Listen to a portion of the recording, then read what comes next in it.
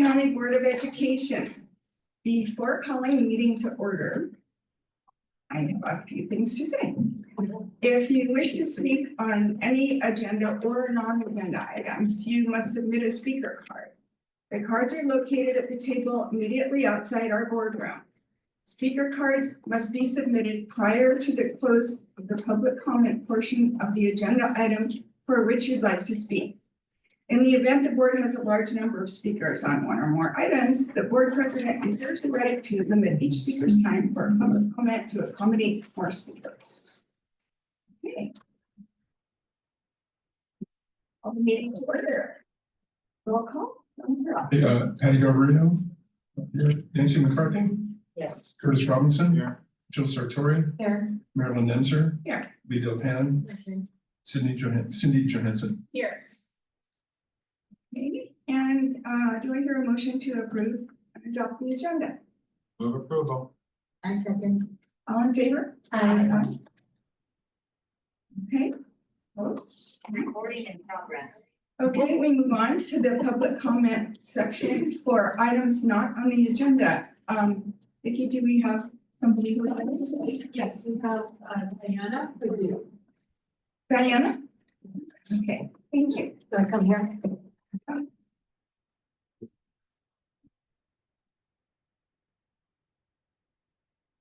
So I'm here about an item that I see over and over in the IJ about the workforce housing at San Quentin and how some school districts might have to foot the bill if things go south with that. And I don't think that any of the schools should involve themselves in any real estate deal.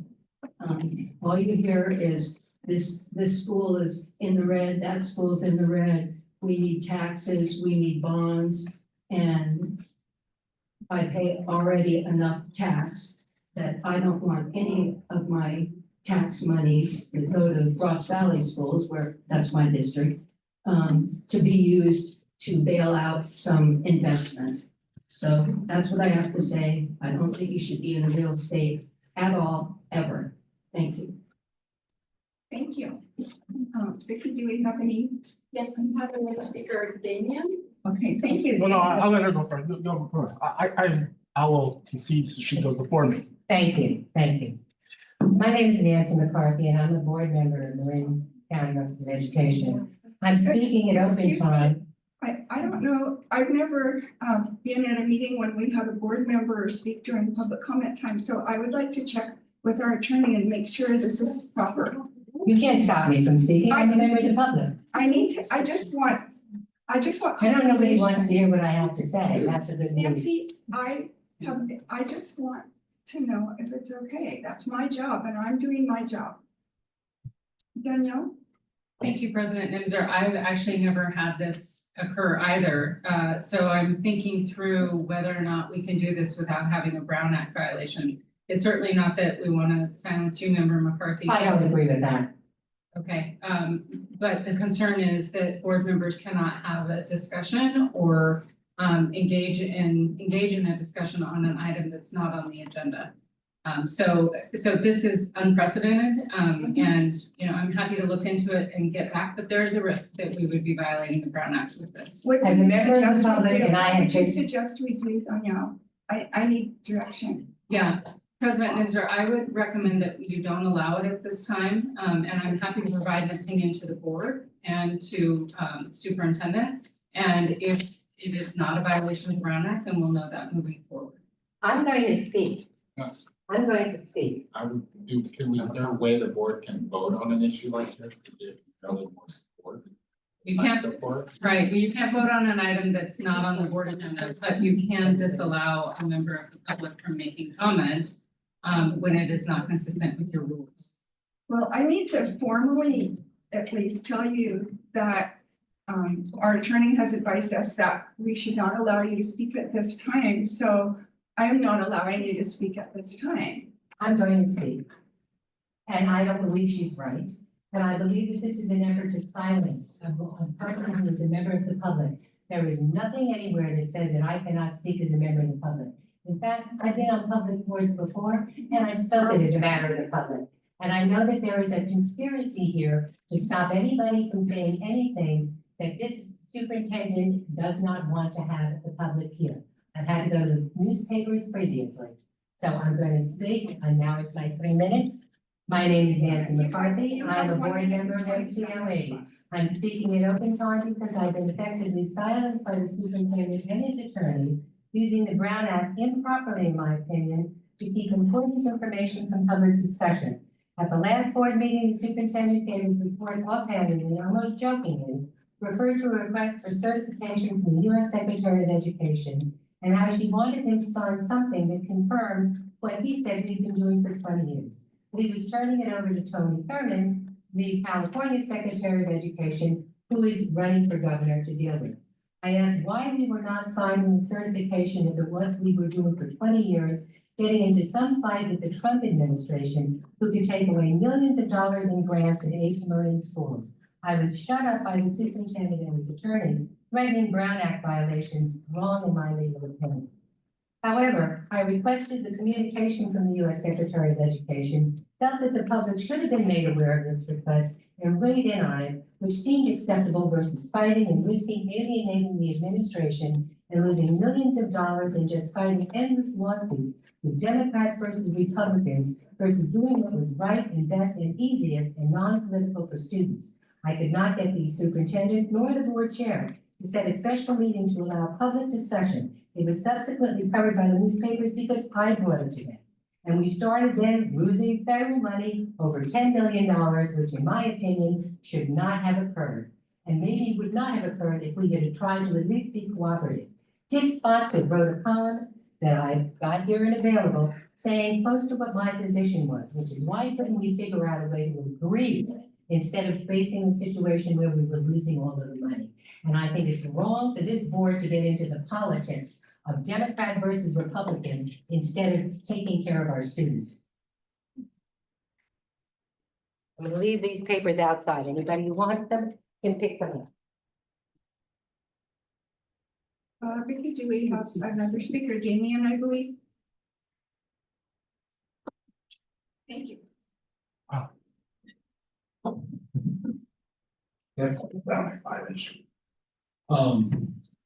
Amy here, I come before you, Tam High graduate, 1992, born and raised in Grand City. And there are, I want to repeat myself. This board has mentioned that I repeat myself as if it's a problem. But there are repeated problems, racial terror at the Tam High School, Repeat, year after year after year. Racial terror among Black students at Tam High School. And with that, students are fleeing Tam High.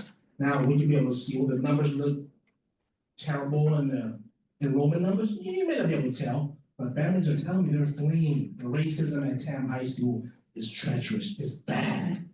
The attack of Black students, Black families at Tam High School. Yes, they have a board, the Tam Union District Board. But John,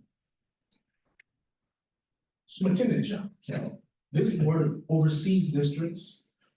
You ran, I saw you on the campaign trail, on your campaign trail. You stated many times you're here to make a difference, and you mentioned the racial injustices in that school, in that district many times. I say to you, in your leadership, what are you doing to help them? I have one recommendation. You talk to districts in the Fresno, Bakersfield area. You talk to districts in the El Dorado County area. They have we have racial issues all over this country. But locally, those districts have also terrorized Black students. Talk to them. See what have they done to offset racial issues. By you not bringing this up, it makes me think you want it to go away. It's not going away. It's not going away. I'll note, this district, this area is the most inequitable county in California. It's because of your lack of wanting to dig in and help. Thank you very much. Well, my last comment is, besides all that I just said, one big difference will be, you know what I'm gonna say, some serious severe lawsuits. They're coming. Thank you. Do we have any other speakers? Yes, and I'm President Ava Crescente. Yeah, Ava, they help out, many times. What choice do we have?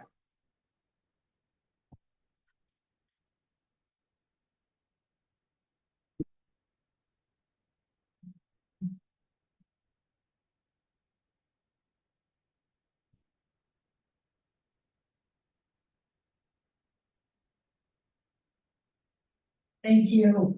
I'd like to point out that even though I've been asking for the board to open Zoom participation, I've been asking for this, for them to have Zoom recordings. They finally did that. They said they were working on Zoom participation. There's still no Zoom participation. I have severe asthma. I had to make the trip from Berkeley today. And the responsibility is not that of Mr. Lenz. It is responsibility of the board to make the decision to open this meeting to Zoom participation so that working class people, so that reporters, so that everyone can participate. What you are doing is willfully shutting out people and inviting some very serious civil rights complaints. I discussed this with Mr. Lenz today, and he conceded that it is not his decision, it is your decision. I want to point out another really disturbing aspect of this. I am the person who traced the $8.5 million in California Department of Education grants being transferred through this Department of Education, through this Office of Education, to the JFCS for a very dysfunctional, supposed Holocaust and genocide education program. The JFCS is an $87 million in asset NPO that is incredibly lacking in transparency. It's one of the oldest charities in San Francisco. I think it started in November of 1850. And there is no reason they should be getting state educational funds when children are going without, when teachers are going without.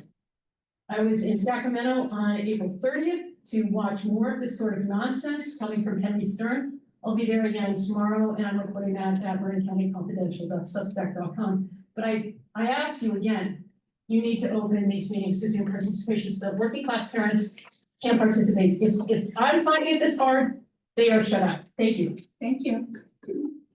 Any more? Okay, public comments are closed and we will move on to the consent agenda. Do we have any public comment on the consent agenda items? Okay, there's something I'm supposed to say here, but I can't find it. So, no,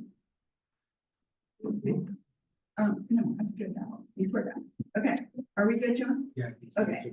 All right, so, do I hear a motion to approve the consent agenda? Move approval. Excellent. All in favor? Aye. Are you taking comment on consent? I'm sorry? Okay, well, I had to go and get the packet. I'm sorry, I didn't hear you. I had to go outside to get the packet to look at consent. So I think you should open it back up for public comment. Danielle? President Nimzer, it's at your discretion if you wish to do that. I would just say that if you do it in this instance, you should keep the practice for the remaining items. We had already filled out cards for this item, I believe. Did you already have a card filled out Yes, for I a did. comment on public comment? Yes, I did. Yes. Every item is checked. Every item is checked. All right, since it's already filled out, I feel that we should go ahead with it. Otherwise we wouldn't. Thank you. Chair call it. Hmm? Chair call it. Yes.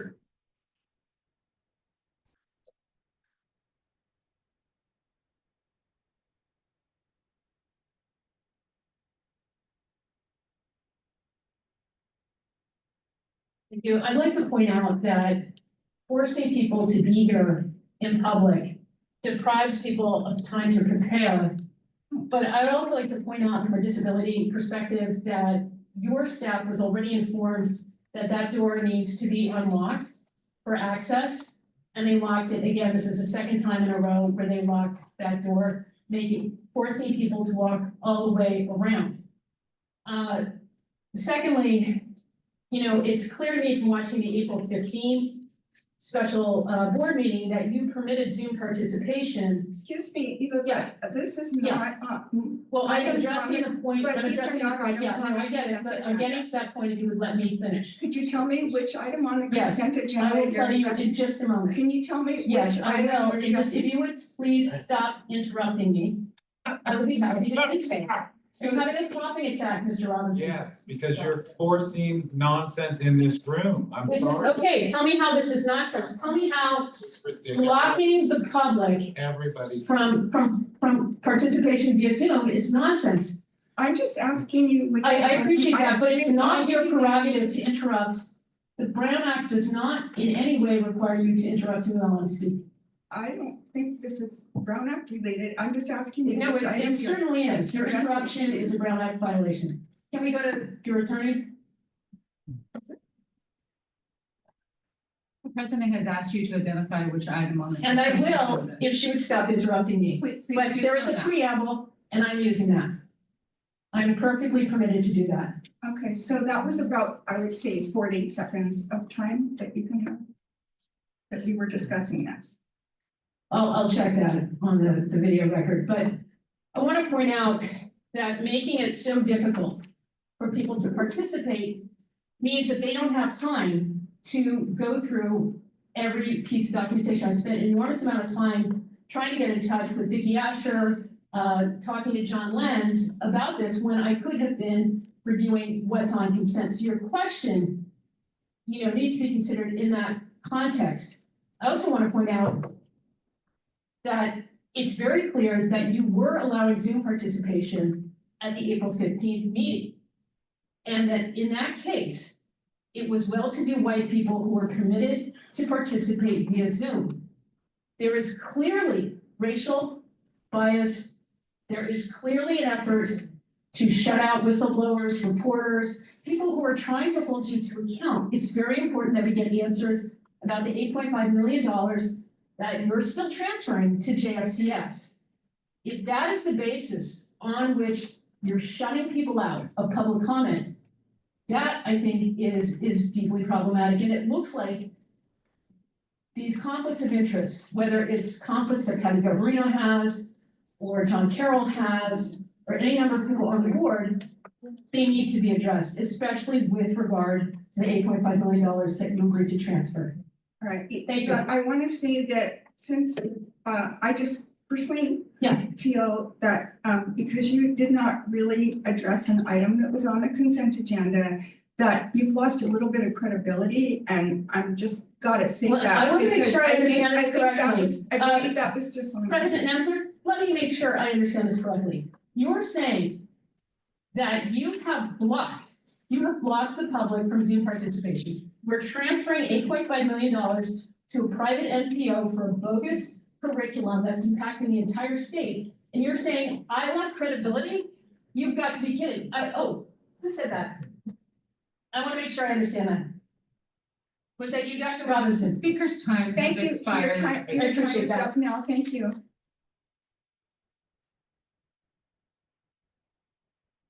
Okay, I will now hear motion to approve the consent agenda. I think we did have a motion and a second, and we were voting all in favor when interrupted, so I think, did we hear a second on that? That's okay. Okay, the motion is passed. Okay, superintendent's remarks, John Carroll. Yes, thank you. I want to start with acknowledging some very sad news, and that was on April 18th that we lost 4 students from Archie Williams High School and 2 others severely injured in an automobile accident, actually right near my house. It's been a very tough time for the community, especially in the Archie Williams attendance area, the Lagunitas School District and the Ross Valley School District. I did want to take a moment to thank the MCBE team who, over the course of that weekend, this happened on a Friday, within a few hours, the entire team was mobilized and was able to provide support mental health support and substitute teaching support for staff members who were struggling to be able to make it through the workday. So special thanks to Lisa Miller and her team from Health, Safety, and Support for, by the time when I looked at my calendar on Monday morning, it was completely organized. I had the opportunity to step in as a substitute teacher myself at Archie Williams and dust off my teaching credential, teach Spanish for a few periods, which was just really great to be in that community, working with those teachers and those kids. And I think Dr. Miller might have a few words to say about the response that we shared with those districts and the ongoing support that we're providing to that community. Good afternoon, trustees. We hope we never get called on to respond to a tragedy or a crisis in our schools, but unfortunately, they do happen. I want to reiterate a little bit of what Superintendent Carroll just said. It was a full team of us at MCBE that came together quickly to organize a response along with every other district in the county. In a matter of 48 hours, we had over 60 mental health providers who serve our public schools sign up to help the district, Archie and then Ross Valley, to have extra support. We had, give credit to Laura Trahan, organized a full list of teachers to substitute for the teachers. When a crisis of this magnitude happens, you cannot predict the layers of impact. Staff will not be able to teach. Students won't be able to learn in classrooms. They'll want to be with their peers. And so you show up from first a space of care and just community. And I'm grateful that I'm given the opportunity to lead a response like this. And again, I just want to share it really is the whole county. We reach out and ask others to be shoulder to shoulder with us, and they really pay it forward. We have done this now in quite a few districts, and every district that's been impacted says, how can I show up the next time for that next district? So if there's any small silver lining in this, it is how a community can come together in a time of crisis. And I also want to acknowledge the two superintendents, especially Tara Topier, for getting her team through it, and then in Ross Valley, Tyler Graff as well. So it's definitely tough work, but it's an honor to be able to do it, and I'm grateful for the leadership that supports us in doing it. My colleagues, practically everybody in here was a substitute teacher or mental health provider. Truly, I think everybody in here was. And hope we never have to do it again, but I have confidence in us as an MCBE under Superintendent Carroll's leadership that we can do it. Thank you, Lisa. Thank you. I'll continue on with my report. I had a wonderful meeting with the board of By the Bay Health, which was formerly known as Hospice by the Bay. We have a wonderful partnership that has started up at San Marin High School, teaming up with them to provide a health careers pathway pilot program that started this year. And I think we had 9 students, if I remember right. That has bumped up next year to a full class of 49 students. I think we have some on a waiting list. And I think that was the impetus for the executive director at By the Bay Health, Skelly Wingard, to really embrace the idea of working with us as a partner to extend healthcare careers. And so I had the opportunity to meet with their board at Dominican College for their annual retreat. And there's a lot of enthusiasm around getting kids hooked up on health careers, and it's going to be really exciting to see where that leads in the future. So a lot of enthusiasm on both sides of that. So thanks to Ken Lippy for helping organize that and getting us all connected. That was wonderful. We also had another great day on April 23rd, which is the Job Shadow Day. So our various businesses and public sector agencies from throughout the county got to host our high school students. I got to host 2 of them who got to be kind of superintendent for a day and shadow me for half a day and see what this work is about and follow people around in our building and see what the work of the county office is and kind of get an update or a very wide view about careers and education. So that was great. I had 2 wonderful students. And then we had a really nice lunch with where all the students and the job shadow providers reported out on the work that they had done. And so it's really reassuring to hear that we have such adult enthusiasm around getting kids lined up with careers, and that the kids really appreciated that. It's wonderful. We had a really special day too, which is, I mean, not all special, but on the 30th of last month, we had the kickoff with Robin Condoleezza here, who facilitated our conversation about the educator career pathway. And rather than me go on about that, maybe I'll turn it over to Robin for a second if he's ready to talk about what that looks like, because that's super exciting. Grow your own educator kind of thing. So good afternoon, trustees. I am pleased to be able to announce that we did just across the hallway launch the undergraduate educator pathway on April 30th. 2.5 years ago, partners from around the region came together to ask what could be done to help to create more diversity within our educator corps here in Marin County. There are a lot of programs across the county that are doing incredible work to do this, but it was recognized by some partners that there is a missing link. And that is, how do we support local students who really want to pursue careers in education with a fully supported pathway that's fully inclusive, that really will help them achieve either a teaching credential or another pathway into a career in education. 4 partners came together to make this program possible. It's College of Marin and Sonoma State are 2 higher education partners who have done work to create a clearly defined pathway through their 2 universities to ensure that students have a very clear pathway to preparing for whatever the next stage of their career is.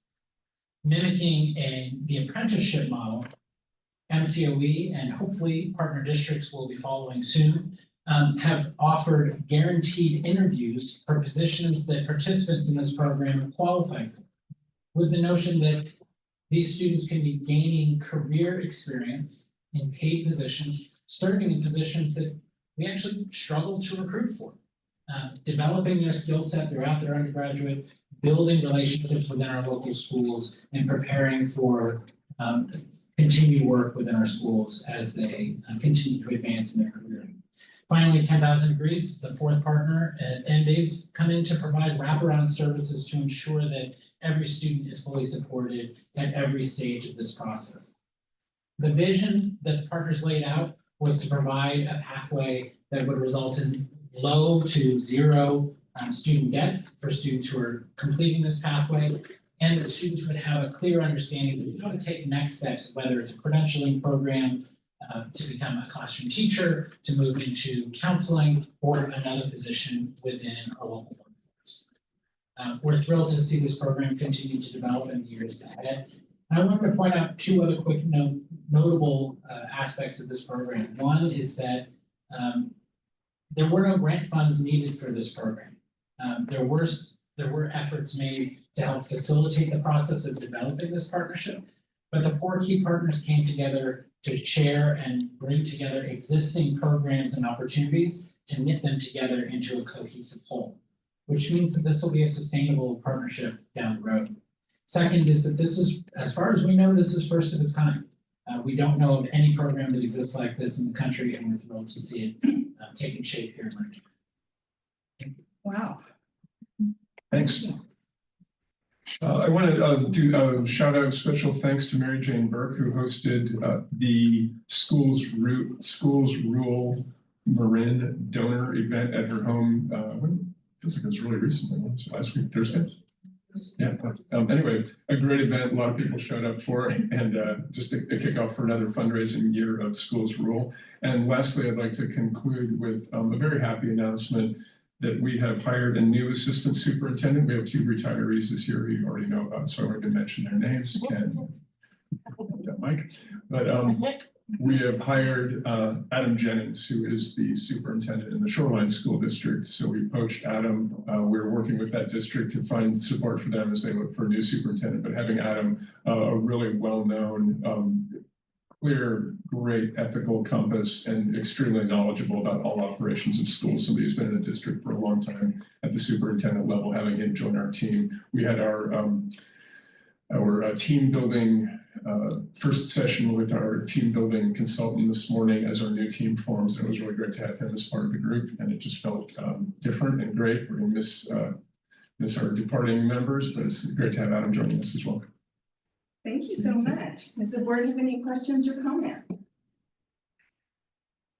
I just want to echo what Superintendent Carroll said. I think having Adam join the team is a huge win for MCOE. I had a great opportunity to work with Adam since he started at Shoreline as a high school principal, many years ago, and then he was elevated to superintendent. And I can't say enough good things about him. He's fantastic, and I think he'll be a great fit here at MCOE.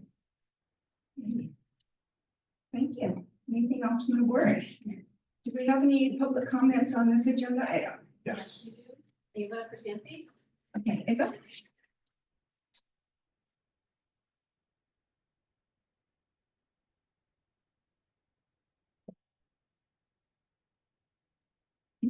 Sorry, I'm looking at the Learning Council website, log in.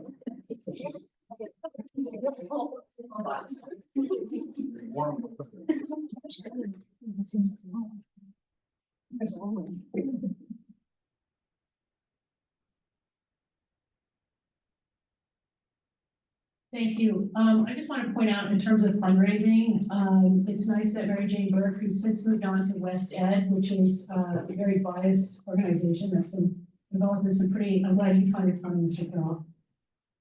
What do you find funny? Okay.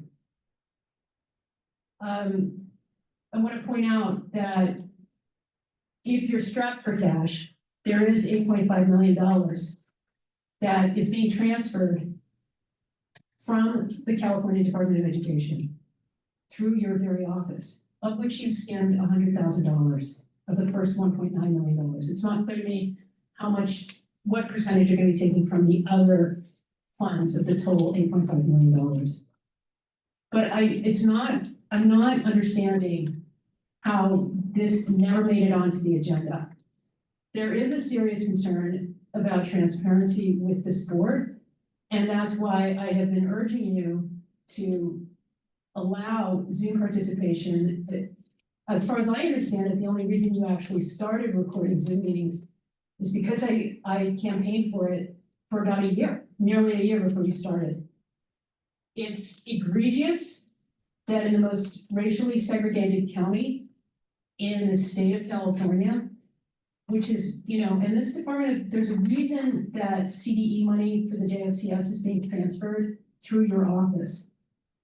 It's because there is so little transparency in this office. If they had tried to do that in Sonoma County or San Francisco or Alameda or any number of other counties, there would have been an immediate inquiry.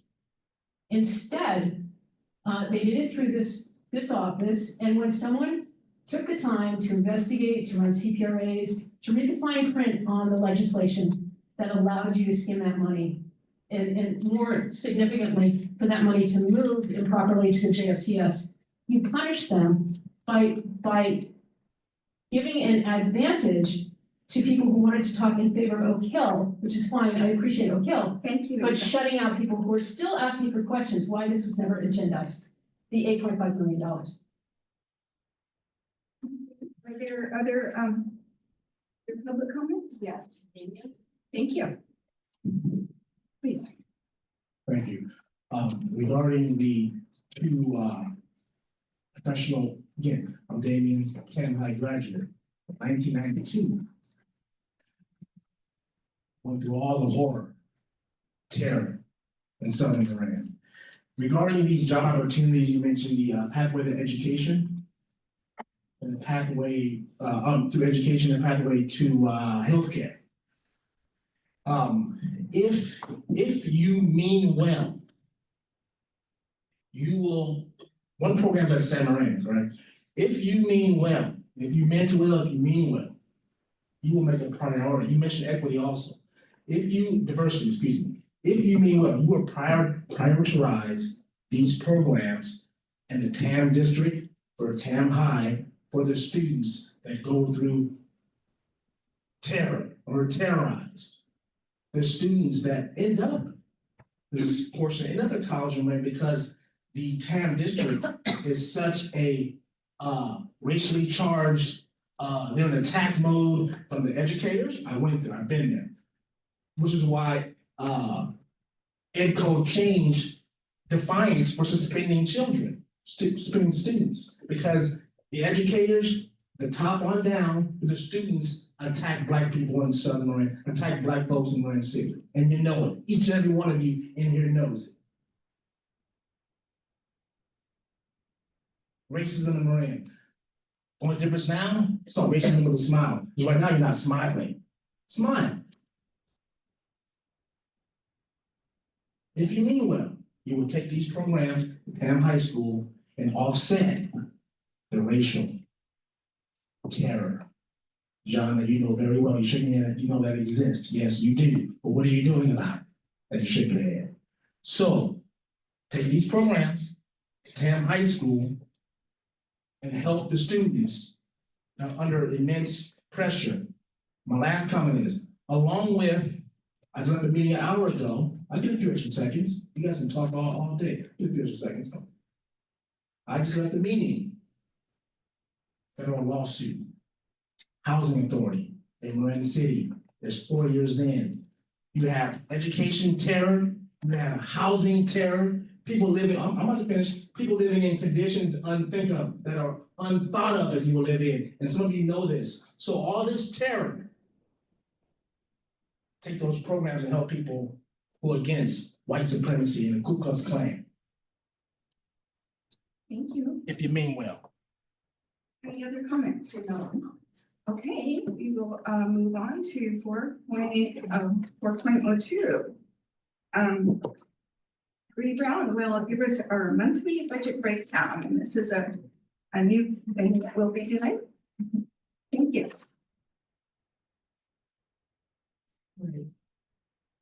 Hello, good afternoon. I'm Bree Brown. I'm the assistant superintendent of business here at Warren County Office of Education. As Carolyn mentioned, this is going to be a new feature that we're going to try to do monthly so that we can just have a little bit more transparency and education surrounding our budget. And this month we will be, oops. Oh, sorry. This month, our focus is going to be federal revenues.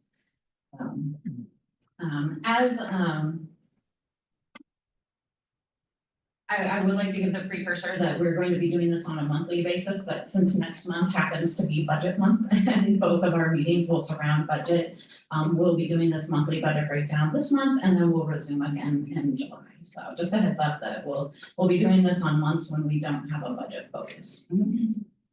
So I just wanted to start with the 4 main funding sources of revenues for LEAs, which consist of federal, your local control funding formula, your state funds, and your local funds. And so an example of local funds might be property taxes or potential funds from your local boosters, and state funds might be various grants. Local control funding formula is the funding formula that all California LEAs are subject to that determines your entitlement.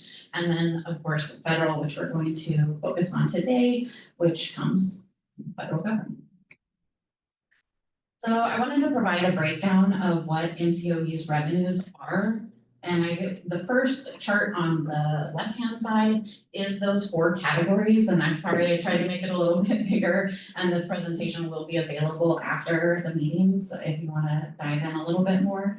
So again, we've broken it down into the 4 categories. And you can see that federal dollars, the orange dollars, are about 13%. And that includes all funds. So it's important that we note that there are all funds included in this, because when we're doing presentations during budget and during the interim process, we're usually focused on only our general fund, O1, or also known as the County School Services Fund. But this, I wanted to be fully show the full scope of our budget. And so the full scope of our budget includes approximately 13% in federal funds. But it's really important to kind of break that down a little bit. So I broke it down a little bit more on the chart on the right. So of those 13%, 8% of that actually just flows right out to districts. It's mostly special ed. It's not something that MCOE has or keeps or uses. It's district funds that just happen to flow through us. While we do note it on our books, it's not something that we have access to. So just want to say that of those, and then further from that, we get some federal grants. And we're kind of differentiating grants and awards in the fact that, and we're gonna talk specifically about those federal grants later on, but what I really wanna focus on is that tiny 3% that's left in range on the right-hand side, and those are our federal dollars. It's approximately $2 million, and that's what MCOE has to work with on an annual basis. Those are long-standing federal grants that include the Title I's and will. So if you are curious of what that 3% breaks down, we have quite a few different resources. Resources are the term that we use to kind of individualize every single grant. So and it's a budget code, and we break it all down by resources. And I just kind of wanted to illustrate how many little slivers and pieces of the pie that $2 million breaks down to, because we have quite a few, and I would say, just for illustrative purposes, the yellow to the purple is actually all special ed funds. So about 50% of what we receive in federal funds is special ed. And so that's critical information, as that is what we use to support the district programs, or the programs we provide to district students. Can I clarify something? Yeah. So that last pie graph that you had, that is an expansion of that previous That graph, little and that orange little 3% sliver of in the 3%. previous This is slide. what the 3% looks Yeah. like. And by my count, there are 21 pieces of that pie. Yes. I think that's what I some counted, of, just yeah. Yeah. So you might see a same resource twice, and that's because there's two ECE or early childhood education grants that we just Okay. break down into kind of two parts. And so you do see the same rate. So it's not a mistake that one resource is up there twice. It's just we break that one early childhood grant into two parts. So. Yeah, I also wanted to mention that those aren't discretionary funds that we can do anything we want with. They are completely restricted by the federal government. Like, this is what we would call, in the traditional sense, federal funding. And it's spent on these very specific things, and we don't have any discretion as to where those dollars get spent. You're taking my notes away. Oh, I'm sorry. So anyways, I was gonna move on to the next slide, because while this is pretty to look at, it doesn't really give you a lot of detail. And so if you came in late, please note that, or if you came in super early, there is a handout out on the table that you could get that really, you can see a lot better than on this ugly projector, and hopefully board members, you should all have one of these at your stations.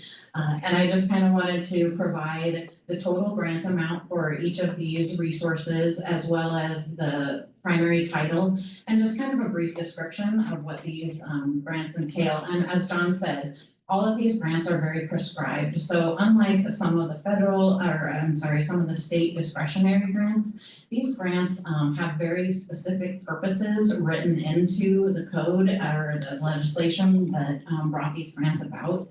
And they're for very specific purposes, and they have very limited discretion on how we can spend them.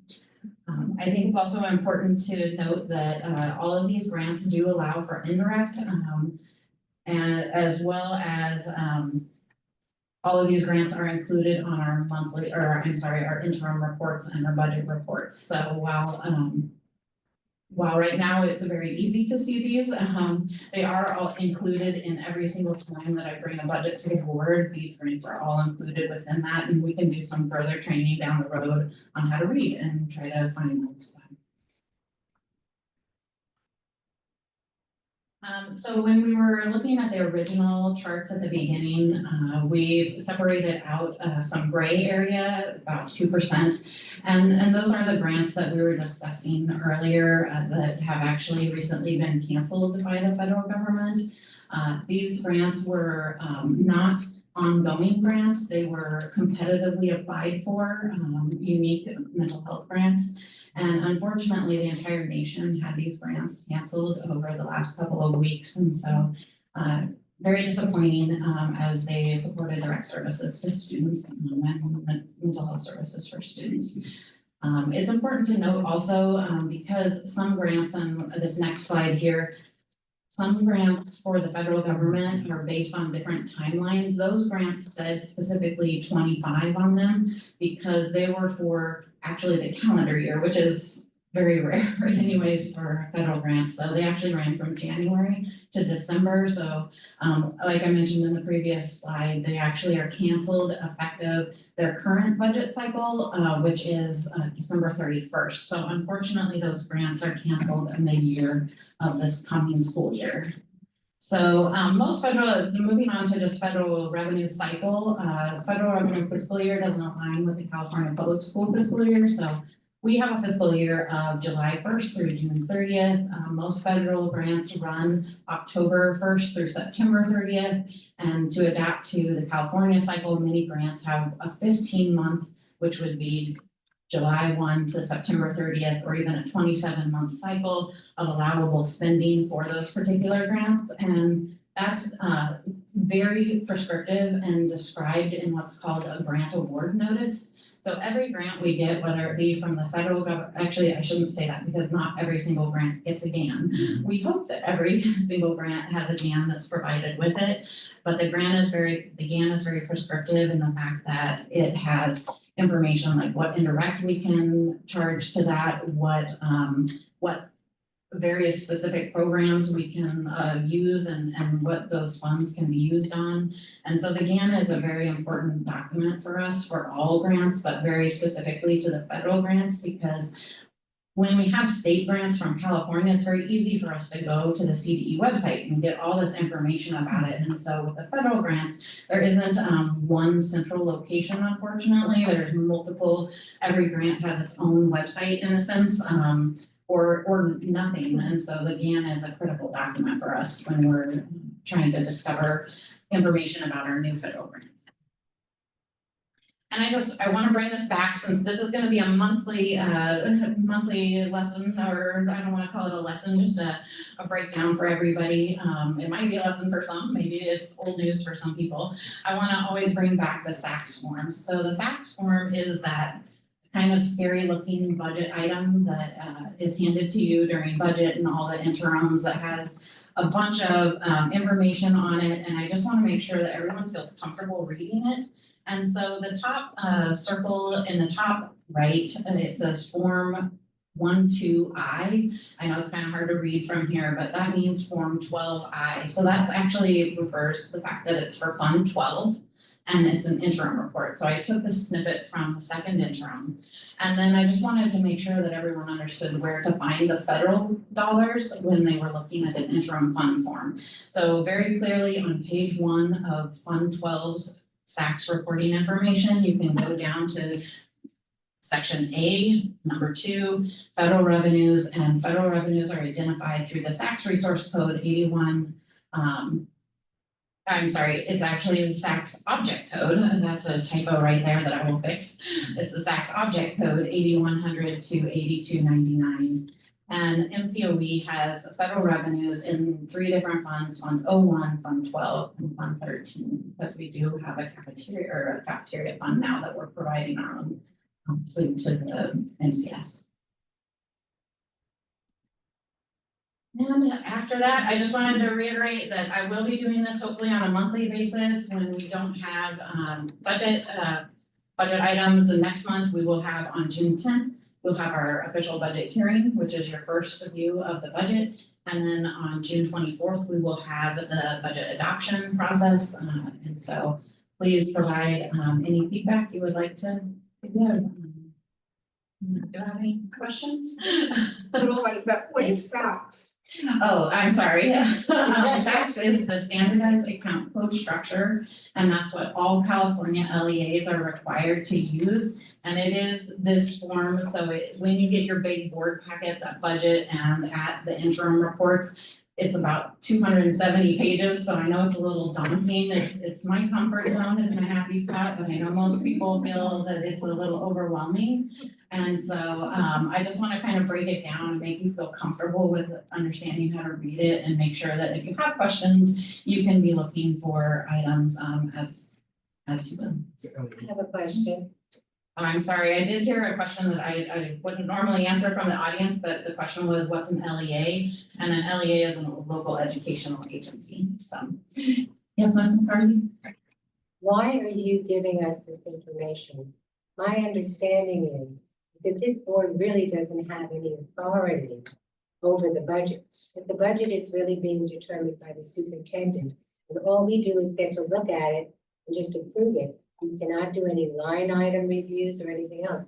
This board is virtually powerless to have any real input on the budget. So why do we get this presentation at all?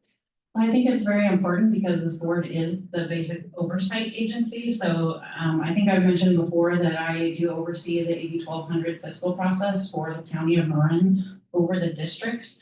And you as a county board, it is your job to basically be our fiscal oversight. And so I think it's important for transparency's sake, as well as for your own knowledge, to have a good understanding of what our budget includes. Right, but if we can't do anything about it, really, that's something that the public ought to know. You're presenting this to us, but I have been told very clearly that the decision is really up to the superintendent, and that we get to look at it, and we just have to say yay or nay, but we cannot change anything or adjust anything at all. So when I do AB 1200 for the districts, I don't have an opportunity to adjust or change anything at all. But it is my responsibility as the AB 1200 oversight person here designated at the county, that I have a full knowledge of every single district's budget, that I am aware of whether or not they're meeting their state mandated reserves, and that they've coded everything correctly and are using all of the proper SACS codes and whatever is necessary to make sure that we're fully compliant. So yes, it is true that John has line item discretion and that the board does not. But as our oversight agency here at the county office, it's your responsibility to have knowledge of what's included in the budget so that you can properly determine whether or not it's approvable or not. Well, the only thing we can do is just say yes or no, correct? So at the end of the day, when you put out all this information, you either say, yes, we're gonna agree with the budget, or no, we're not gonna agree with the budget. We have no authority to change or do anything or seek any adjustments. Is that correct? That is true in the sense that your responsibility lies in making sure that we have properly done our due diligence in reporting correctly and accurately and being fully transparent.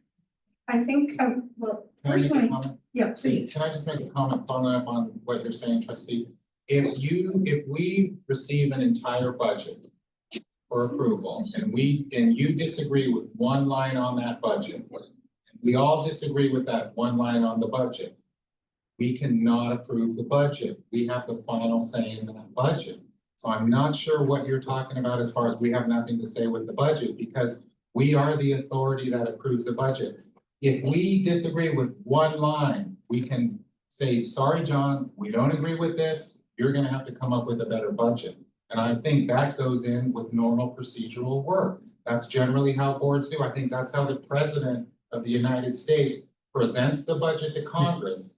Congress tries to get line item veto when they go back and forth on that, but they can send it back for him to make changes. And I think we still have the power to do that same thing. Has that We're ever not happened? gonna, we're not gonna sit with John and go line by line with each one. We're gonna have him do that work, bring it to us, we're gonna study it, and we can approve it or not. So that's your personal decision when the budget comes up. If you feel that one line in that budget of how many, millions of dollars the budget is every year, if you disagree with that one line and it's enough for you not to approve the entire budget, then that's your prerogative to do it. You have that authority. You've been voted in to give us that authority.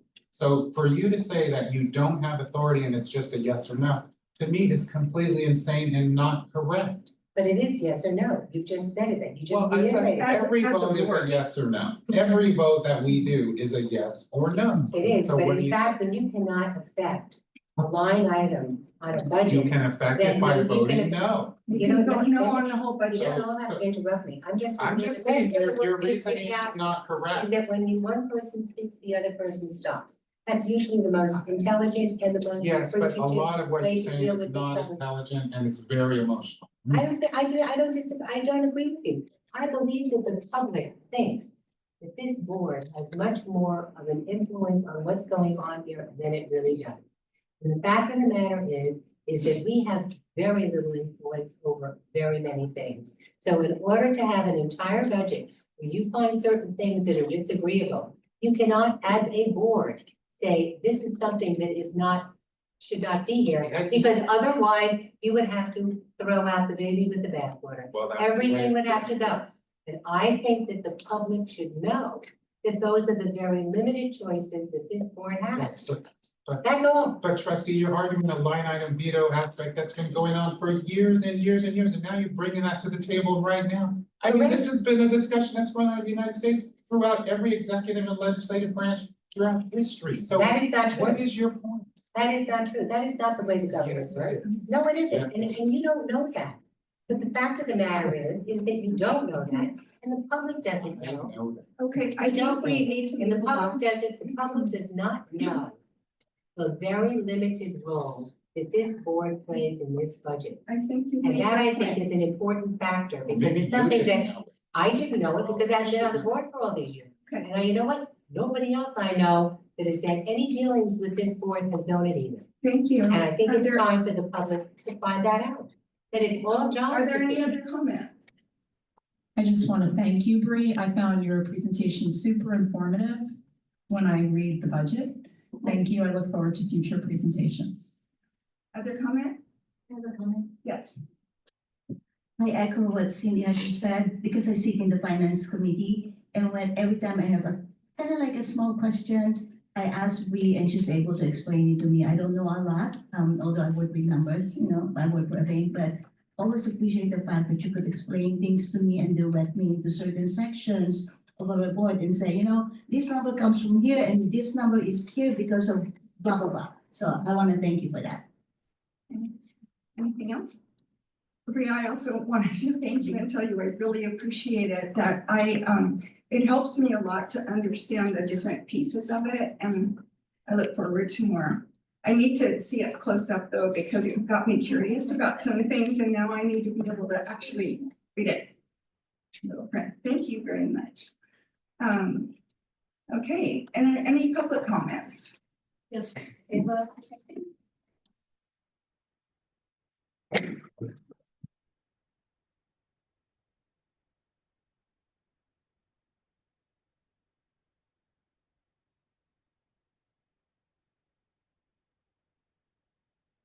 Point out that I have no power over how the government spends my tax dollar.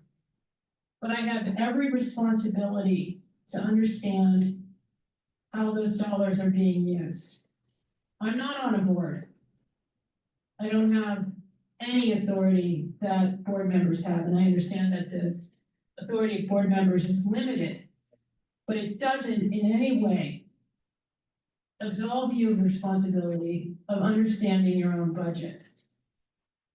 And that is one of the reasons why I'm so adamant about transparency with not only this board, but other boards, other groups, other political entities here in the county, and in the Bay Area.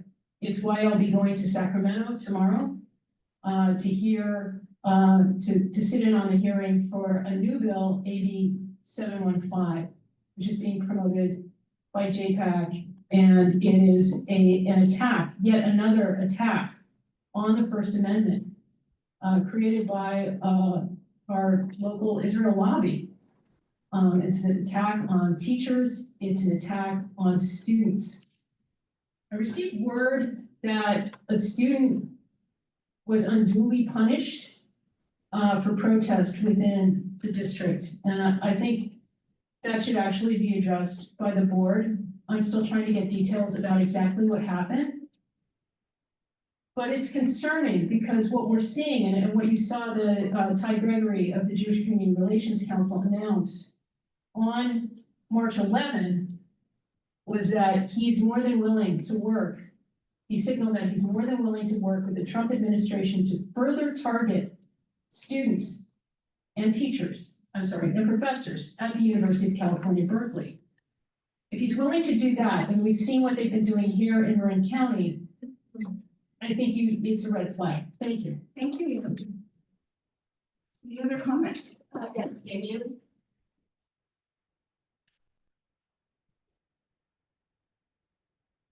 Say it again, I'm a TAM graduate, 1992. Lived through, experienced, and witnessed and saw racial terror, racial violence. Racism is a health crisis. Regarding the budget, John, I sat in lots of Marin City Hospital School District through the, desegregation order, the state, some of you may know, 2019, the state came in and said, desegregate Sausalito. White men created that issue in the community, segregate. I sat in lots of funding, financial meetings, LCFF, local control. Things have, I guess they've gotten a little better. I'm not sure, it depends on who you ask. But to you, John, on your campaign trail, and you have some discretion, lots of discretion. You recognize, you won't say that, you won't deny it.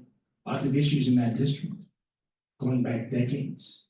You can take some of those dollars, run down there and help out if you want to, if you choose to. You can take some monies and ask this board to approve it.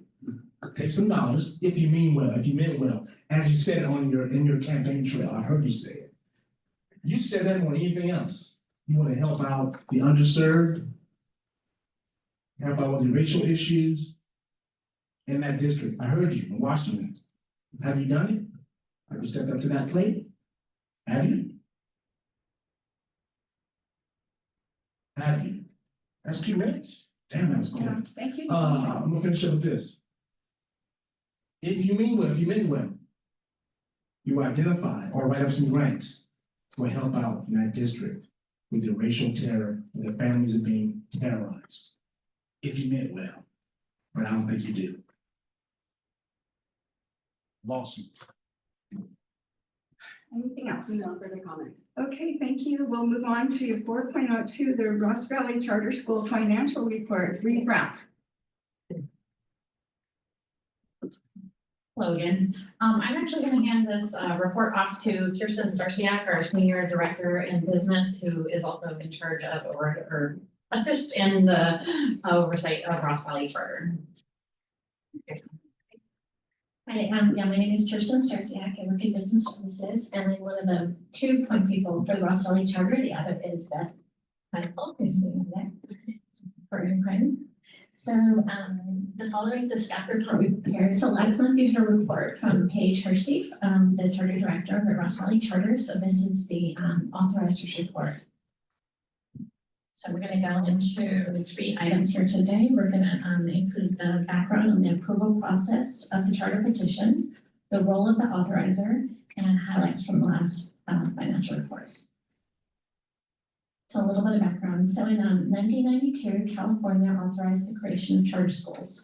And 25 years later, Ross Valley Charter began serving students in grades TK to 5th grade. The number one question is, how did the county office become the authorizer? Well, in September of 2014, Ross Valley School District received a charter petition to convert the district's multi-age program into a self-governing K-5 charter school. Both the local district and the Marin County Board of Education denied the petition, and Ross Valley Charter appealed to the State Board of Education. The State Board of Education approved the petition and began to serve as the authorizer. In 2020, Ross Valley Charter submitted a renewal petition to the Ross Valley School District, and that petition was denied. An appeal was submitted to the State Board of Education, and the renewal petition was approved for a 5-year term. Due to changes in law, the State Board of Education was no longer allowed to act as authorizer, and that led to oversight responsibility at the County Office of Education. So what is the role of the authorizer? Essentially, the role of the authorizer is to hold the charter school accountable for the charter petition that they present or approved.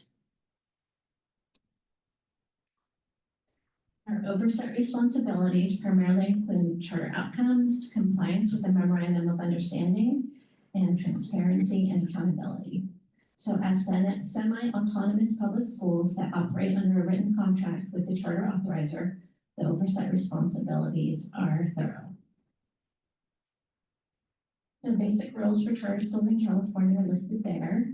These charter schools, they are independently run public schools that are granted greater flexibility to meet children's needs in return for greater accountability for meeting their promises to families and taxpayers.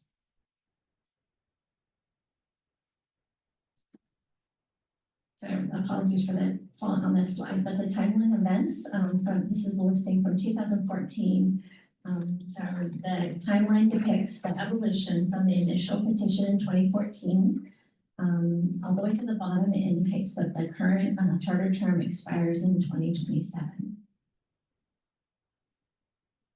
So charter oversight. So these are the 5 basic responsibilities. The contact person with the charters is myself, Kirsten Sturzak. And as mentioned earlier, in 2021, the State Board assigned oversight responsibilities to the Marin County Board of Education. And at a minimum, these are the 5 basic responsibilities we must fulfill. So recent correspondence. So as authorizer, we're doing budget review and ensuring compliance with MOU. So there were 2 recent correspondence we want to highlight. The first was on April 14th, we sent a notice of non-compliance. And then on April 15th, we sent the second interim financial review letter.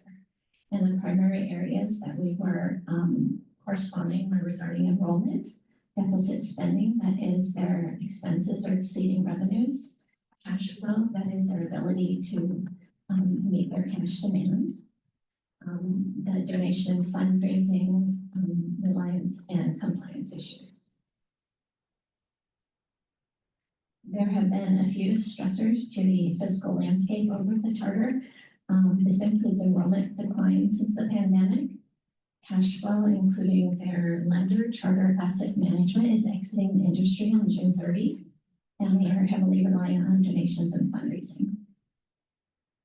So this slide is a slide from the board meeting that I attended. This is showing that the student enrollment.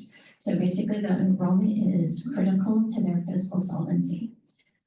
RBC experienced an unanticipated drop in enrollment in the 23-24 school year of approximately 27 students. The current enrollment has remained stable at 200 students.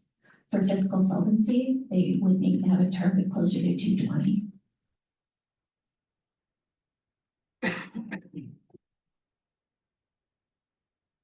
And what's presented to us bases their multi-year projections and cash flows. So the multi-year projections at second interim, we noted a concern regarding deficit spending.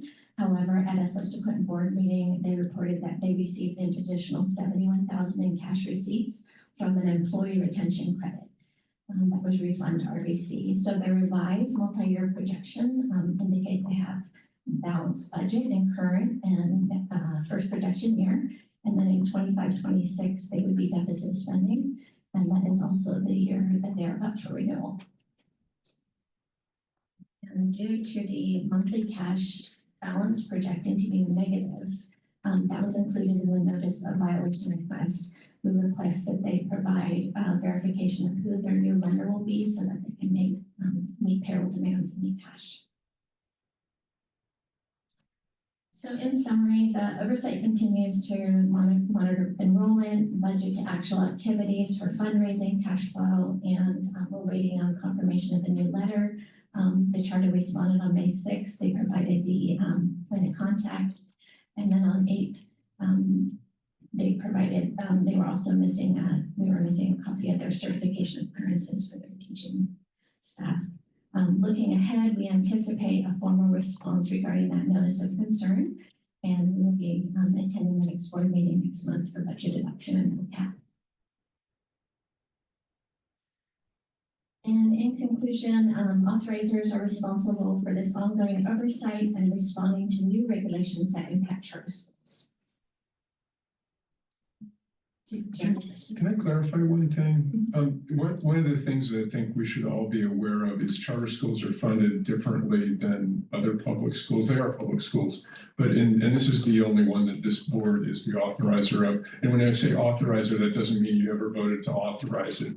It was authorized by the state of California and given to this board after being turned down locally and then by this board historically. But one of the key things that we have concerns about is cash flow.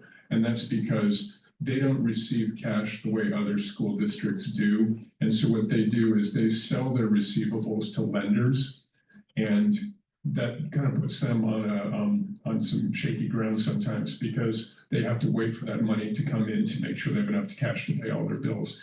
This year, something happened that I think you're aware of, but just to kind of put a fine point on it, their regular lender who was lending them money in advance of the receivables that would be used to pay them back, they decided they weren't going to be in the business anymore. And so there was some anxiety around that. They have another lender who I believe at Thursday's board meeting, they're going to talk about what's happening with that. But it looks like all indications are that another lender is going to show up to fulfill that role, which will go a long way toward making sure that their cash flow stays positive.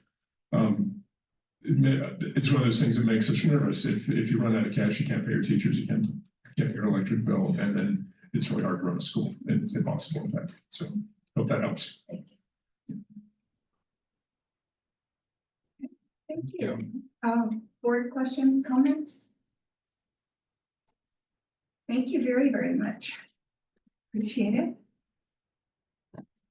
Okay, are there any public comments, by the way, on that item?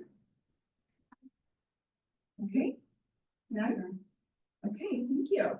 All right, we'll move on to action items. 5.01, local school wellness policy goals. Dr. Lisa Miller and Katie Foster.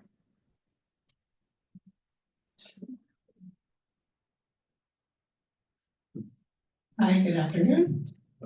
I am here last month, you all approved the updated board policy 5030, which was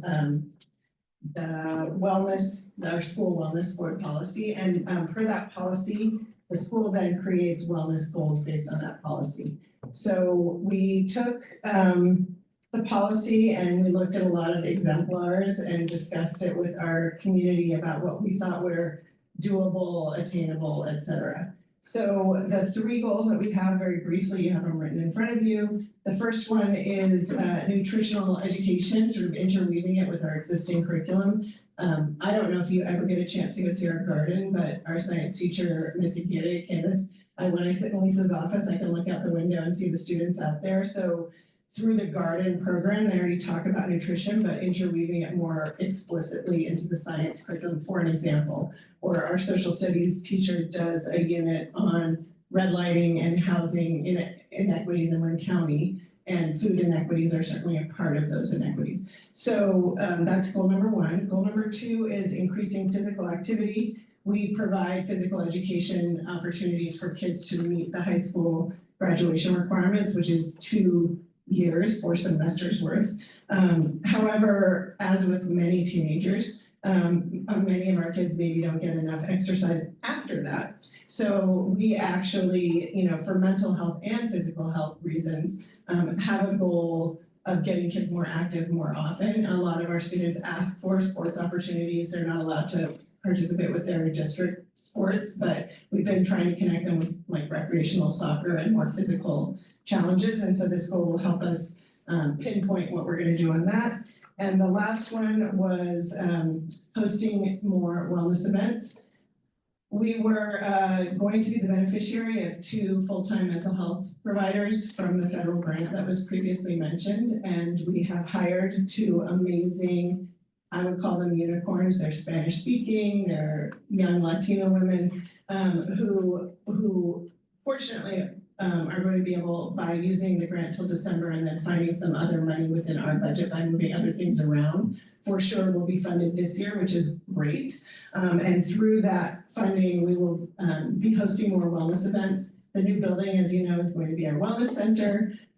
Super excited about it. And they are super excited about bringing more wellness events to our campus. And then our goal for that one is that the whole school gets more opportunities to think about, especially mental health wellness. Do you have any questions? Yeah. What, can you give us an example or two of a wellness event? Yeah, I mean, I go back to my Redwood days, but for example, there are the kids put on a wellness fair at Redwood High School, for example. So it was a lunchtime event and there was like guessing games about wellness and where kids sort of interacted with various displays to learn wellness things in a fun way. So that would be one thing. We also more seriously have some groups lined up. So in Marin County, they have a new substance use prevention provider. And we have not yet connected with them, but for example, holding a wellness group around substance use moderation and prevention would be another one. Thank you. Any other questions, comments from the board? I have a question. I wanted to ask a question about who is eligible for the free and reduced lunch program, because I thought that California law provided that all students would have access to free breakfast and lunch. Yeah, all of our students have access to free breakfast and lunch through the California program, but then to get reimbursed from the federal program, we still have to determine who is qualified or not for the federal program, because then we report to them, we have 58 kids and 51 of them are eligible, so they reimburse us for 51 of the meals and then we pay for the other 7. Or California pays. But do all the kids know that they are entitled to a free breakfast and Yes, lunch? oh yes, yeah, for sure. And we had a new provider this year who's awesome. The kids really pushed for it, and so it was a good student leadership opportunity. I don't know that she's gonna be able to last next year. It depends. So we actually have an RFP out right now for our next provider. Thank you. More questions, comments from the board? Public comments? Yes, Ava, present please. Eva, Thank you. thank you.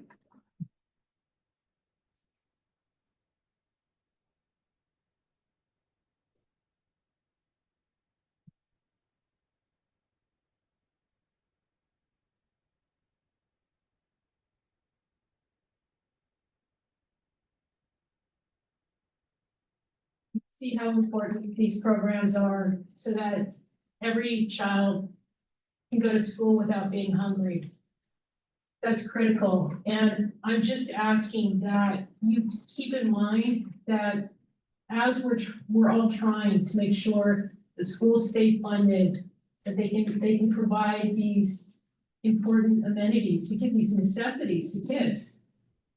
This school district is really unfortunately and grievously and wrongly involved in a program that is helping to aid and abet an enforced famine in Gaza. I don't say that lightly. I don't like coming here and saying this over and over again. It's tiring.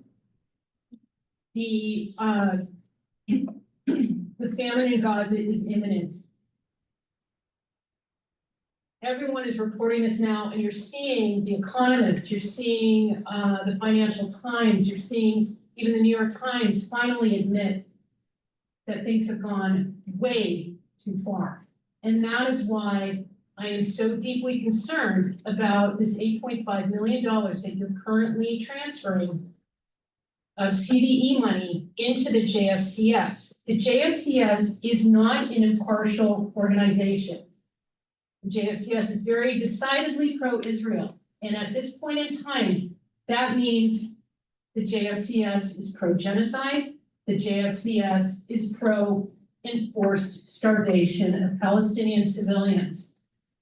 You have been spared many of the photographs if you're watching mainstream media. If you watch international news, you are not spared. The images and videos of children who have been starved to death simply because they are Palestinians living in Gaza. There is no way an infant or a child can be Hamas. We all know that. I ask you to cease transferring the funds to JFCS. It's frankly, it's illegal, and we can talk about that later. Thank you. Thank you. Any other comments? Yes, Damien? Okay, thank you. Damien?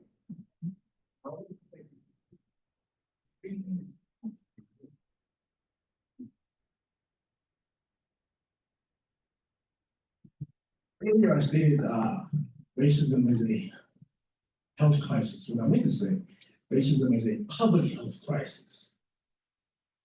And you mentioned Marin inequities, Ms. Foster, respectfully. Yes, Marin is the top of the list of inequities, regarding inequities. Marin County is #1, the most inequitable in California. But many of y'all benefit from it, so why would you care, right? Why would you give a hoot? Why would you want change when it benefits you? So the reason, yes, recognizing racism as a public health crisis is gaining traction as a way to highlight its detrimental impact on communities of color, Marin City, I did that in Marin City, and to advocate for systemic change. Now, regarding the school we have here next door, why is it all Hispanic? Why are these schools all Hispanic and Black? And the studies that I've read at the state level, year in and year out, is Marin County has the highest levels of drug usage and alcohol consumption in the state of California. Our schools, #1. And not to pit Black students versus Black and Latin versus white students, but we know who you support and who you don't support. But again, white students, because of the majority of schools, are the highest consumption of alcohol and drugs in the state of California, is Marin County, year in and year out. Now, why do these Black students, under defiance, and the Latin students get to these schools where, you know, you have no chance of going to college? A lot less chance. Why is that? Yes, food inequities is real deal. So hopefully things will change with this, these health fairs, hopefully, maybe, possibly. I'll finish up with this, is that you name inequities. John, you name inequities on your campaign trail. I'll put some up here time and time again. I heard you and saw you. What are you doing about it? Thank you. Thank you. Any further comments? Okay, thank you. We'll move on. Item 5.02. President Inter, I believe this is an action item. I'm sorry, correct. Approval. Do I- Second. Okay, all those in favor? Aye. Aye. Opposed? Okay, passes. Thank you. Item 5.02, approval of second read of resolution number 1078 to adopt and retire board policies. John Lance. Thank you, good evening, members of the board. Today we have a second read for you from the policies that were presented at the last meeting. In your packet is a traditional summary sheet. There are 28 policies to be adopted, 10 to be retired. The resolution just memorializes all that, recommending the top for adoption, bottom 10 for retirement, becomes effective on of this board. Having no changes from first read to second read, we're recommending we adopt it as presented, available to answer any questions you may have. Are these new board policies? Some of them are and some of them are not. So if you see where you see the retirement, those are being replaced with new members. And then you can tell from the last packet where we had the color coding. So if it was gray, those were new. And I took out the color coding this time just because I was showing you that there were no changes. What is the purpose, is the parent involvement, is that brand new? That one item? The parent involvement, we did not have a parent involvement policy before. And why do you have the parent involvement now? Is this because of the issues that have been happening nationwide about whether or not parents have any rights over what their children do? No, Where did it come from? Yeah, that's a great question. We were actually deficient in our board policies. What we did is we looked at all the required board policies that we need as we operate our school, and there were places where we did not have necessary policy. So this is the cleanup that we've been doing for over a year to make sure we have that floor of all necessary policies. This is just one example of it. Well, was it something that you got from other schools? I mean, did the national issues about parent involvement have anything to do with you deciding to put this in? No, it's a clear requirement in ed code that we have that language. And that's what's starting. So the exact language is something you put out of the info? 99.8% of our board policies in this series are strictly education code, yes. Any other questions, comments? Okay, any public comment? Okay.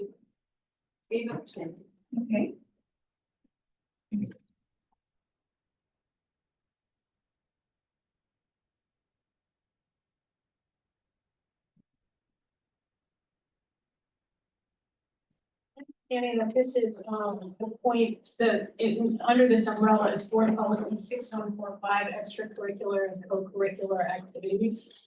And I'm sorry, I just wanna ask, what sort of protections do you have for students who are engaged in protest? Because since approximately November 2023, I've been receiving complaints from students within the district, in your district, about how their rights have been abrogated in various ways, or how they've been unduly punished by the school districts, or how they've been not protected by the school district simply for trying to exercise their First Amendment rights.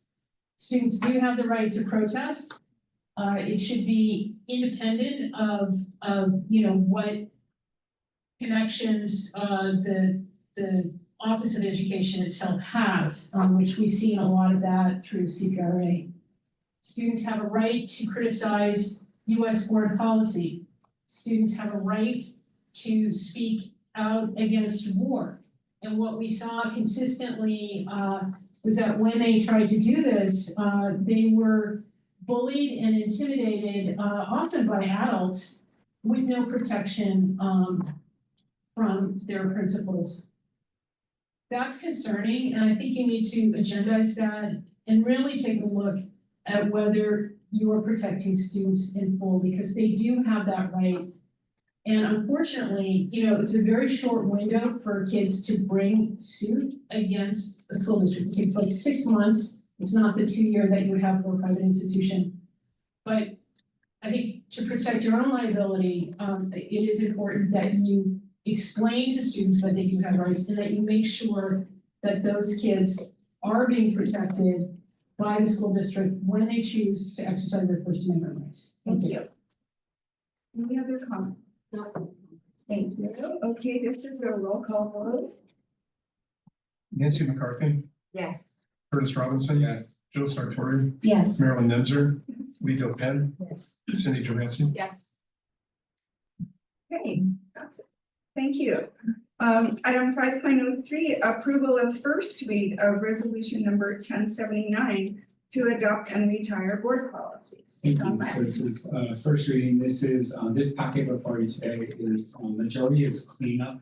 And what I mean by that is 5 of these 7 policies have been before this board within the last 6 months because of the changes in code that require updates. 2 of the policies are new in the student records and emergency schedules, again, driven by requirements in ed code that we need to bring that support for adoption. Because this is the first reading, we do have the reading guide. The gray highlight, you'll see those 2 policies references are all gray because they're all new. The strike through is probably what you traditionally see when you have when you're reviewing policy changes. It's we're removing that language, we're adding the new language is in red.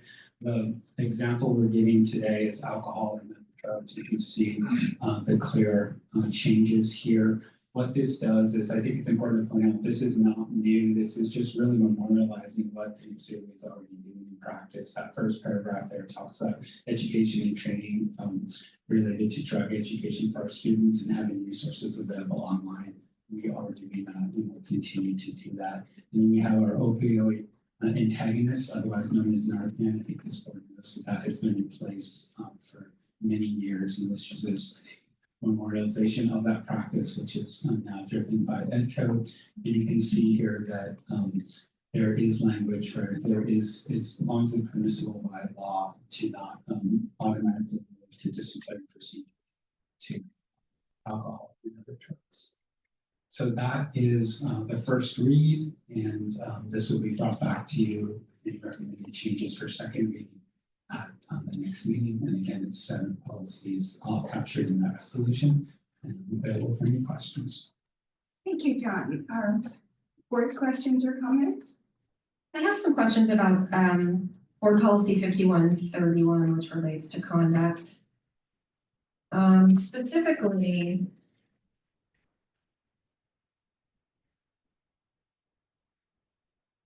number 9 says use of a smartphone or other mobile communication device in an unauthorized manner. Do we have a policy on use of smartphones in school? We're working on that. There'll be one in front of this board by July 1st of 26.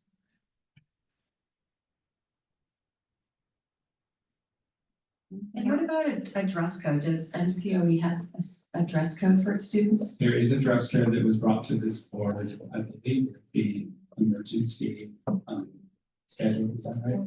There's some, yeah, it was very recently. We can get you a copy of that.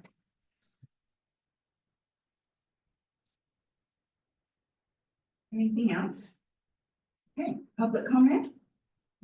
No comment. Okay, thank you. And this is a roll call vote also? Nancy McCarthy, Yes. Curtis Robinson, Joe Sartori, Yes. Marilyn Nemser, Yes. Lee Pan, Yes. Cindy Johansson. Yes. Thank you. 5.04, resolution number 1080, LGBTQ and Pride Month. This will be a roll call vote. John Carroll. Yes, and this is something that's come before this board and the entire time I've been here, and I think historically before that recognizing LGBTQ plus Pride Month in June with attendant details that you see on the resolution. I have a question. Do we have flag flown for any other group, any other minority group, whether it's Latin history, Latino history month, or Black history month, or things like that, where there are celebrations of particular minority organizations? I don't think so. If anyone else on staff is aware of that, people have been here longer than that. I think it's the only one. Is there any resolution or celebration of those minority groups?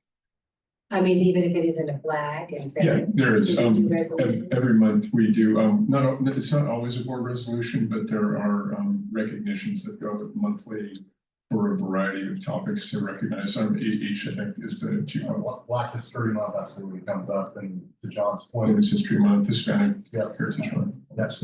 And what do we do for those? Oh, do you want next? Thanks, Ish.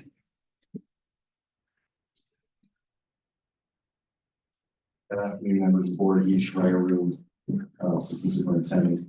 There's a communication that comes out from the county superintendent's office on roughly a monthly basis, and it addresses a number of equity areas, including, as Superintendent Carroll pointed out, African American History Month. There's one that focuses on Latin American history. There's one that focuses on the vast majority of groups that get raised up and celebrated. And I can actually provide you with the list and provide it to Deputy Superintendent Lenz. It actually came from calendars that were created by universities that tackle these very issues to make sure that we covered all the ones that at least were raised up in the university environment. And where does this cyclical go to? Where does this What's the communication from? The communication is sent the- to all MCOE staff. It goes to MCOE staff, it doesn't That's go to right. any of the districts, any of the, no, nobody else gets it, it's just, schools don't get it, it's just relegated to MCOE. Yeah, our entire staff and I believe the board is CC'd on all of those, so they come every month. And I actually have them pulled up if it would help to let you know what some of them are. You can send them to me, Okay, very good. thank you. Yeah, thank you for your time. Thank you. Thank you. I think it's a resolution. Roll call. Yeah, questions or comments? Okay, public comment?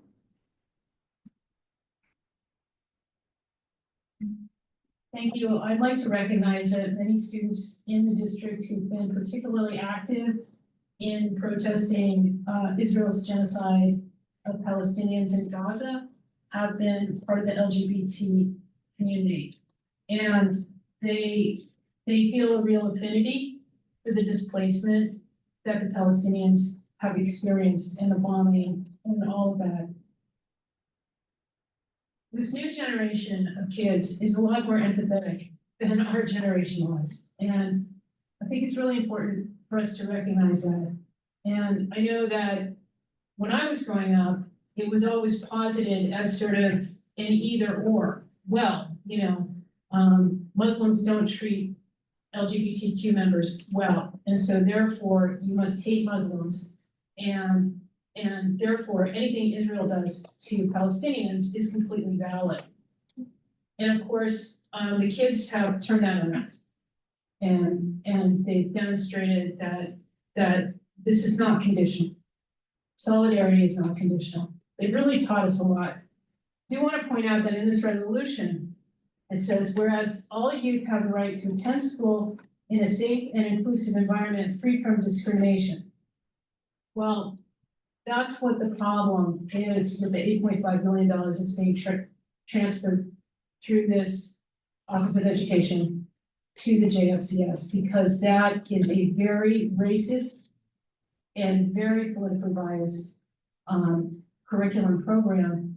And that's curriculum that's being written by people who are not qualified to write curriculum. Earlier today, there was a question about LEAs.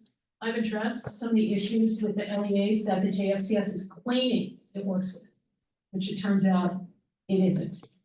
The JFCS report on the California Teachers Collaborative is full of falsehoods.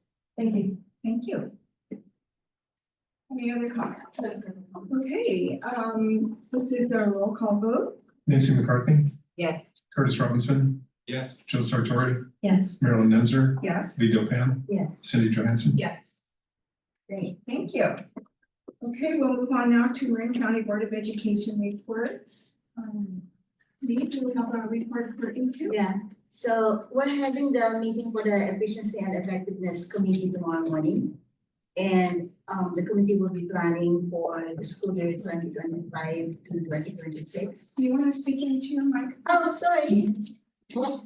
I miss Felicia. She's the one who's always putting my microphone on. So the Efficiency and Effectiveness Committee will meet tomorrow, May 14.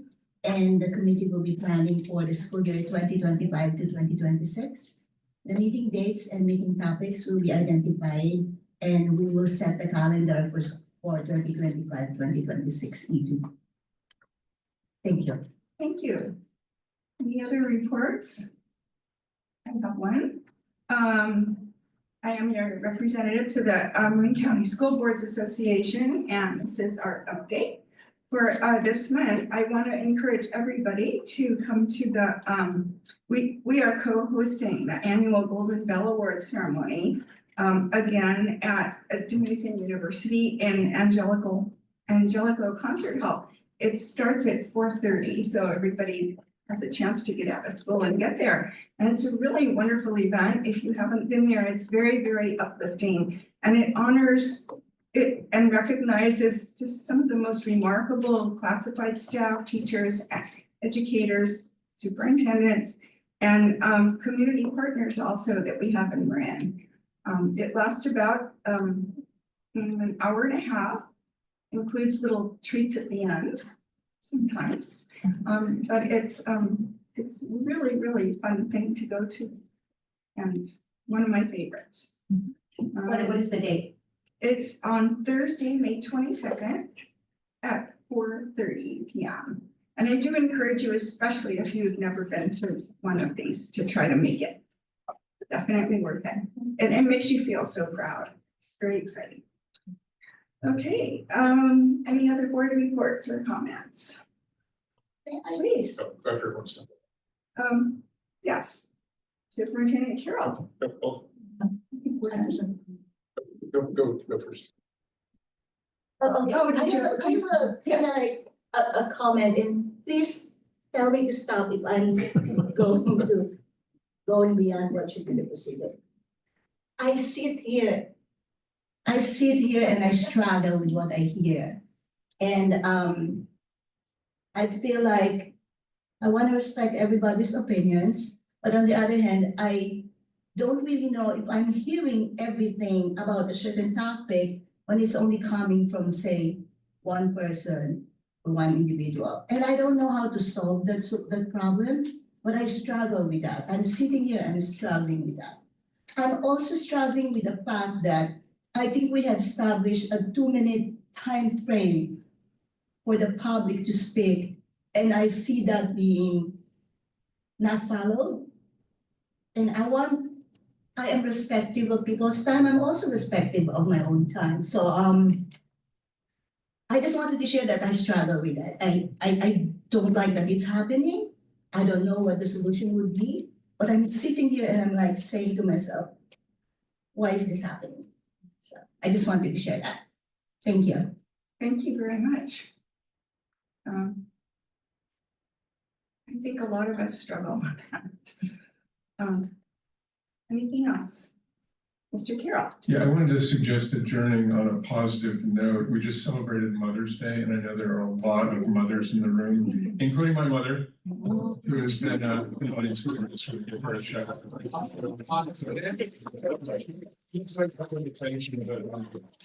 And it's really nice to you behave better when you're watching. But all the mothers in there, thanks for everything you've done. We wouldn't be here without you.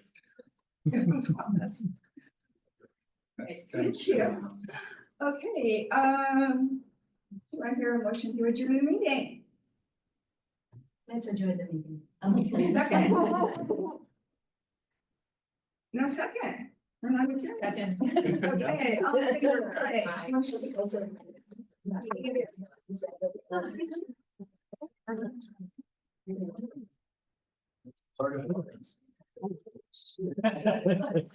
Have to make sure you're gonna.